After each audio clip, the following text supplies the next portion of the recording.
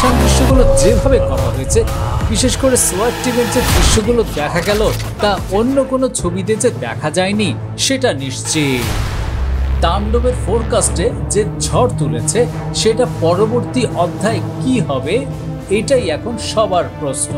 তবে একটা জিনিস নিশ্চিত, এই সিনেমা কেউ মিস করতে চাইবে না।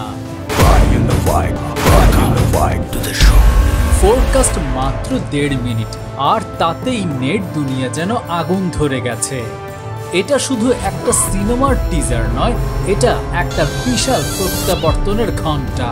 এদিকে রায়হান রাফি বলেছেন, ফোরকাস্টে যা দেখিয়েছি সেটা তো কিছুই না, দর্শকরা ধারণাও করতে পারবেন না যে তাদের জন্য আর কি কি রয়েছে। পুরো ছবিটা কিন্তু দেশেই শুট করা।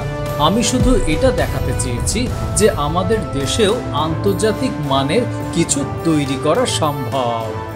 তাণ্ডব নামটি শোনার পর থেকেই মানুষের মধ্যে একটা রহস্যের দানা বেঁধেছিল।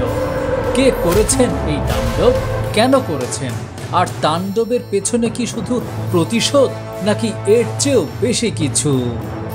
ফোরকাস্ট রিলিজের পর মাত্র কয়েক ঘন্টার মধ্যে লক্ষাধিক ভিউ, হাজার হাজার কমেন্ট, আর প্রতিটি কমেন্টে একটা কথা বারবার উঠে আসছে, এটা হতে চলেছে বছরের সেরা কিছু।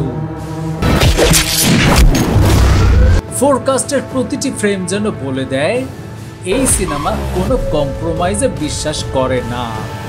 চোখ ধাঁধানো ভিজুয়ালস, থ্রিলিং ব্যাকগ্রাউন্ড মিউজিক, আর সেই লুক যা দর্শকের মধ্যে গেঁথে যাচ্ছে দৃঢ়ভাবে।